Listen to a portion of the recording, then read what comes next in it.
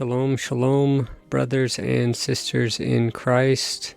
This is Shane at trumpetforyahweh.blogspot.com.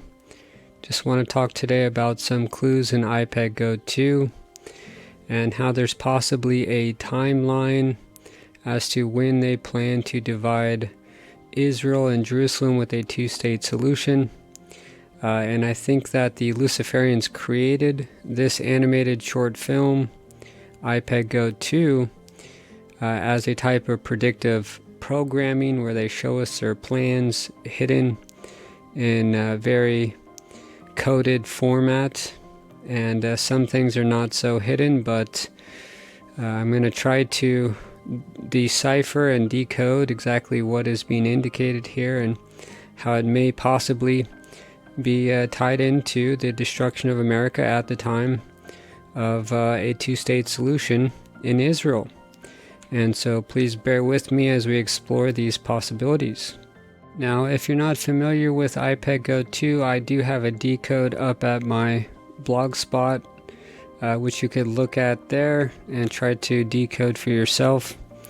But just to make a few notes here, this is a reference to a second 9/11 event. Okay, if you're not familiar with 9/11 2001, George Bush was reading a book in a classroom with that lady there in the background, and they're reading to a bunch of children a book titled iPad Goat, and in the book iPad Goat they're reading about a kite hitting steel with a plane or something along those lines. So it was an occult ritual, and this happened at the very same time that the so-called 9/11 Twin Towers were hit with supposedly some sort of plane. Now I personally think it's probably a controlled demolition because from what I understand, jet fuel cannot destroy steel beams, and so it seems like a very well-engineered demolition through explosives, probably at the foot of the building. That way it collapsed in on itself, but that's another topic in and of itself. And so I think this animated film by Heliofont is telling us there's going to be a second iPad Goat event, a second 9/11 event with the fall of America, Babylon. And I believe that's talked about in the Bible in Revelation chapter 18. Now it's interesting also that they have Barack Obama in this scene as, I personally think he's the AntiChrist who's been calling the shots behind the scenes. I think he was in the ear of Joe Biden, basically telling him what to say and what to do. And I think he's still in power behind the scenes, working with the Luciferian elite to bring about his New World Order, in my opinion. But time will tell. Now it transitions from this scene with Obama wearing a purple graduation cap, with also the 101 symbolism, as you could see on the top right of the screen. And 101 is about entering into the New World Order. It's the merging of the twin pillars. This imagery was also used in Francis Bacon's New Atlantis, the 101 symbolism in some of his work there as well. And in Freemasonry, the 101 represents passing through duality into a synthesis, a merging of the twin pillars, and that's what the New World Order is going to be. It's about bringing everything together into unity, all things, all opposition brought together as one under the Antichrist. Now directly after, it shows Obama with a graduation cap as if he is graduating into his position as the Antichrist.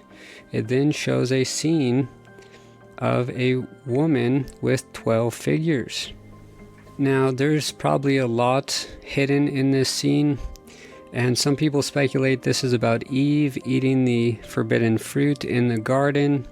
That's a possible connection there, or an interpretation.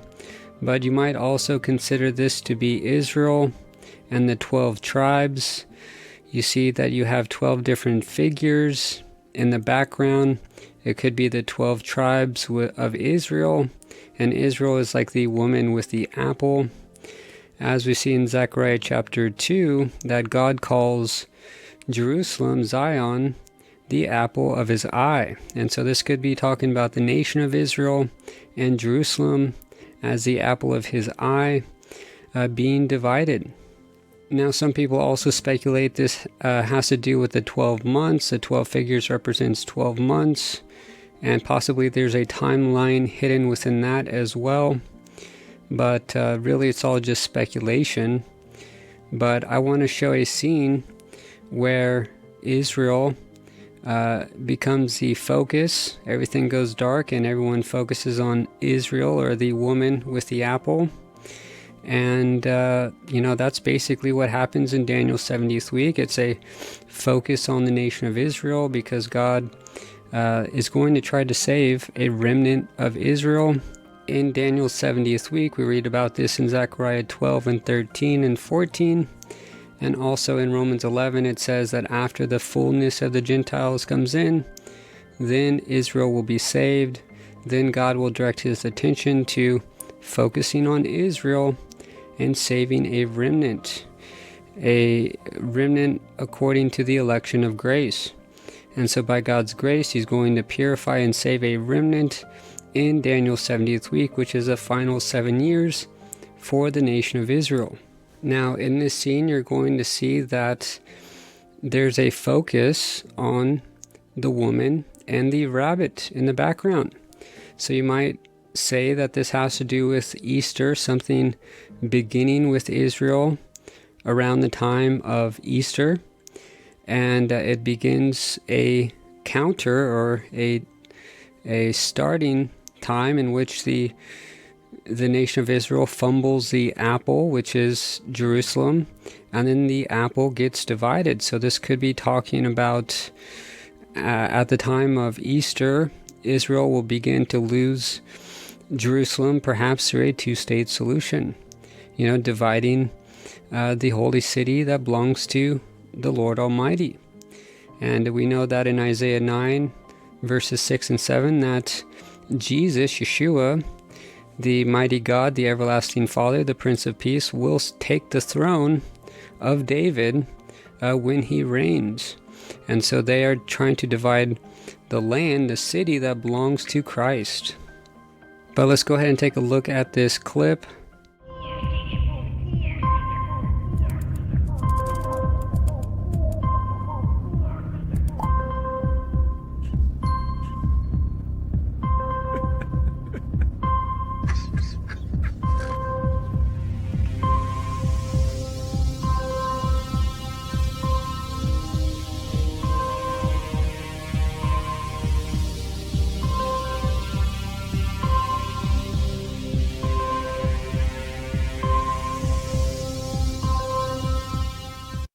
Now we see that there's a spotlight on the apple, which could be the holy city of Jerusalem being divided with a two-state solution. And we see that when the apple hit this foot, which just so happens to be the foot of Barack Obama, I believe, then the apple is divided.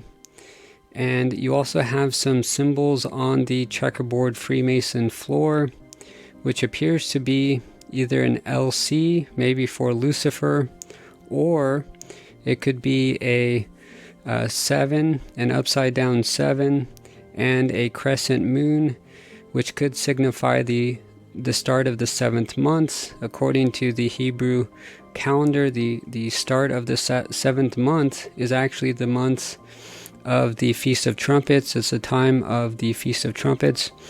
And so maybe they're saying that this has to do with dividing Jerusalem around the 7th new moon, which is the Feast of Trumpets. That's just my speculation.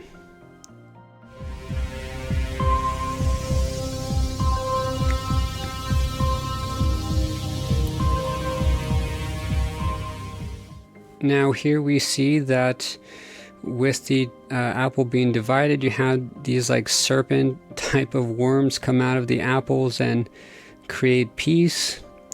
And this flower, I believe, represents the false peace of the Antichrist. And so maybe this is when the Antichrist will confirm the covenant. Daniel 9:27 says the Antichrist will confirm a covenant, a peace deal, I believe, with Israel and many nations. And this will establish the start of the final 7 years before Christ returns. You know, Daniel's 70th week.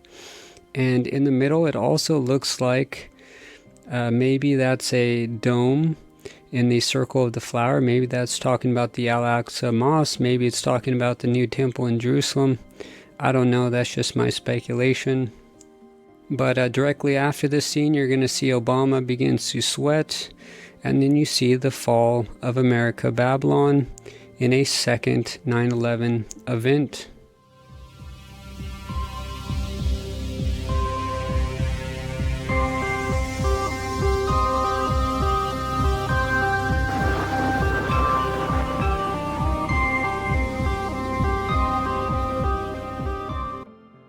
Okay, so we saw in that scene, Obama was in what appears to be the King Street station in Seattle.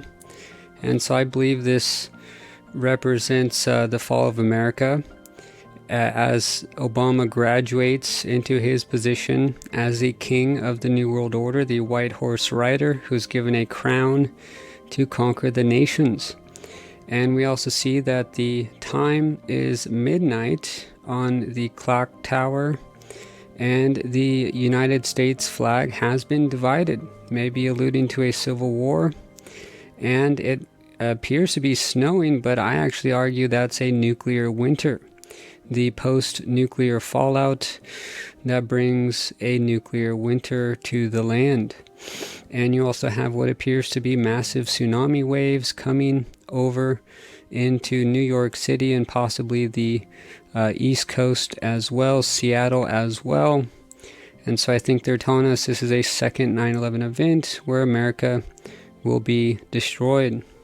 And Revelation 9:11 talks about Apollyon, the beast from the pit, being loosed, the king of the bottomless pit. And in Revelation 17, it seems to indicate that the Antichrist will be empowered by the beast from the pit. And so possibly Apollyon will empower or possess the Antichrist during Daniel's 70th week, when once the bottomless pit is opened and the demonic forces are unleashed upon the world.